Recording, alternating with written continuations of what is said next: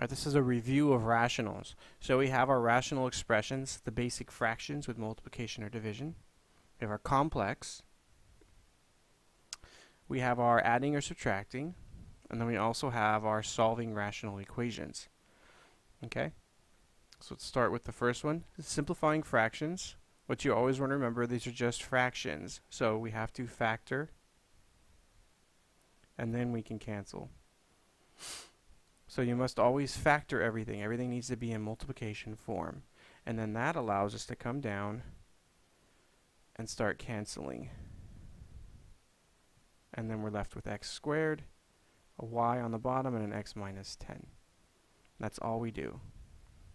When it comes to simplifying complex fractions, remember we find the LCD for each, multiply it, and if you need to, you can always put the 8x over here. And then that allows us to cancel each one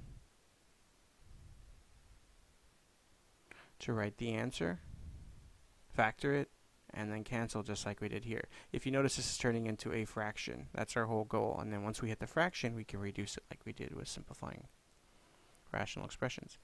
With adding and subtracting, you have to find a common denominator in order to add them. So we start by factoring them, find the LCD based on those factors, multiply by what they're missing. This one's missing an x plus 1. This one's missing nothing. And then just distribute. And then we can add them up.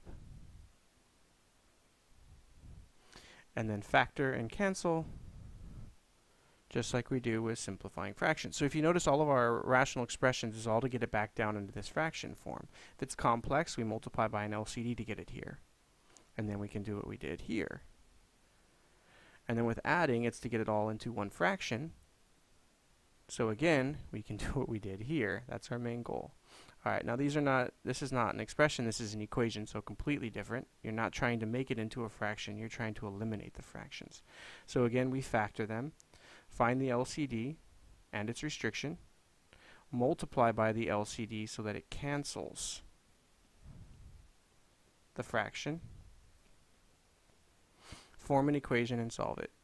And that's it. That's the review for rational expressions. So we either have a fraction or multiplication, which we turn into one fraction, and we can reduce it.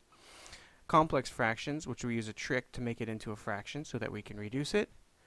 Or adding and subtracting, that we use the whole rule for adding, which is to make a common denominator so we can turn it into a fraction and reduce it. And then you have the separate one, which is now an equation because it has the equal, and that's a completely different story.